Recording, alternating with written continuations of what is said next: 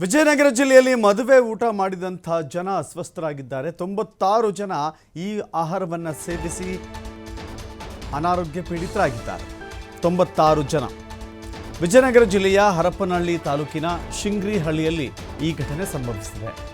ಮದುವೆ ಮುಗಿಸ್ಕೊಂಡು ಬೀಗರ ಊಟ ಮಾಡಿದಂಥ 96 ಜನರಲ್ಲಿ ವಾಂತಿ ಭೇದಿ ಕಾಣಿಸಿಕೊಂಡಿದೆ. ಮಲಗಿದ್ದವರಲ್ಲಿ ತಡರಾತ್ರಿ ಆರೋಗ್ಯದಲ್ಲಿ ಏರುಪೇರಾಗಿದೆ. 96 ಜನ ಅಸ್ವಸ್ಥರನ್ನು ದಾವಣಗೆರೆಯ ಚಿಗಟೇರಿ ಆಸ್ಪತ್ರೆಗೆ ದಾಖಲಿಸಲಾಗಿದೆ. ಅಲ್ಲಿ ಚಿಕಿತ್ಸೆಯನ್ನು ನೀಡಲಾಗ್ತಾ ಇದೆ. ಶಾಸಕಿ ಎಂಪಿ ಲತಾ ಮಲ್ಲಿಕಾರ್ಜುನ್ ಕೂಡ ಭೇಟಿ ಕೊಟ್ಟಿದ್ದಾರೆ. ಅಲ್ಲಿನ ಅಸ್ವಸ್ಥರಾದಂಥವರನ್ನು ಮಾತಾಡಿಸಿದ್ದಾರೆ, ಆರೋಗ್ಯ ವಿಚಾರಣೆ ಮಾಡಿದ್ದಾರೆ. ಹೇಳಿ ಕೇಳಿ ಇದು ಬೇಸಿಗೆಗಾಲ.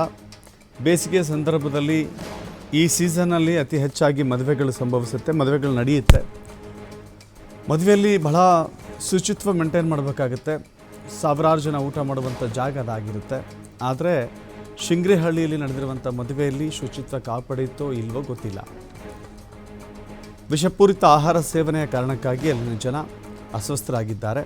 ಅವರನ್ನು ಚಿಗಟೇರಿ ಆಸ್ಪತ್ರೆ ಅಂದರೆ ದಾವಣಗೆರೆ ಹತ್ತಿರ ಆಗುತ್ತೆ. ಈ ಕಾರಣದಿಂದಾಗಿ ದಾವಣಗೆರೆಯ ಜಿಲ್ಲಾಸ್ಪತ್ರೆಗೆ ದಾಖಲಿಸಿ ಚಿಕಿತ್ಸೆಯನ್ನು ನೀಡಲಾಗ್ತಾ ಇದೆ.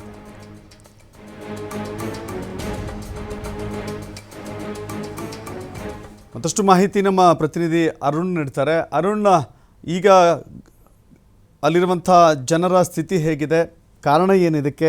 ಮದುವೆ ಊಟ ಮಾಡಿದಂಥ ಅಷ್ಟೂ ಜನಕ್ಕೂ ಕೂಡ ಈ ಸಮಸ್ಯೆ ಆಗಿದೆ ಅಂದರೆ ಆಹಾರವೇ ವಿಷಪೂರಿತ ಆಗಿರುವಂಥ ಸಾಧ್ಯತೆ ಹೆಚ್ಚಾಗಿ ಕಾಣಿಸ್ತಾ ಇದೆ. ಅರುಣ್, ಖಂಡಿತವಾಗಿ ದರ್ಶನ್, ಏನಂತ ಹೇಳಿದ್ರೆ ನಿನ್ನೆ ವಿಜಯನಗರ ಜಿಲ್ಲೆ ಹರಪನಹಳ್ಳಿ ತಾಲೂಕಿನ ಚಿಂಗ್ರಿಹಳ್ಳಿಯಲ್ಲಿ ಈ ಒಂದು ಘಟನೆ ಆಗಿರುವಂತದ್ದು.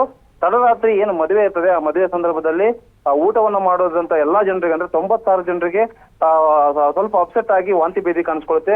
ಅದಾದ ನಂತರ ವಿಪರೀತಕ್ಕೆ ಹೋಗುತ್ತೆ. ಹಾಗಾಗಿ 96 ಜನರಲ್ಲೂ ಕೂಡ ದೊಡ್ಡ ಮಟ್ಟದಲ್ಲಿ ವಾಂತಿ ಭೇದಿ ಕಾಣಿಸ್ಕೊಳ್ಳುತ್ತೆ. ಅದಾದಕ್ಕೆ ಅವರು ಹಾಸ್ಪಿಟಲ್ ಅಡ್ಮಿಟ್ ಆಗ್ತಾರೆ. ಹಾಸ್ಪಿಟಲ್ ಅಡ್ಮಿಟ್ ಮಾಡಿದ ತಕ್ಷಣ ಮತ್ತೊಂದಿಷ್ಟು ಜನರಿಗೆ ಕೂಡ ಅನಾರೋಗ್ಯ ಸಮಸ್ಯೆ ಕಾಣಿಸ್ಕೊಂಡಿರುವಂತದ್ದು ದರ್ಶನ್. ಇದೀಗ ಅವ್ರನ್ನೆಲ್ಲ ಚೆಕ್ ಮಾಡಿರ್ತಕ್ಕಂಥ DHO ಅವರು ಸದ್ಯದ ಮಟ್ಟಿಗೆ ಎಲ್ಲರಿಗೂ ಕೂಡ ಆರೋಗ್ಯದಲ್ಲಿ ಚೇತರಿಕೆ ಕಂಡು ಬಂದಿದೆ. ಹಾಗಾಗಿ ಯಾವುದೇ ರೀತಿಯಾದಂತಹ ಭಯ ಪಡುವ ವಾತಾವರಣ ಇಲ್ಲ ಅಂತ DHO ಹೇಳಿರುವಂತದ್ದು Darshan. Okay, thank you Arun.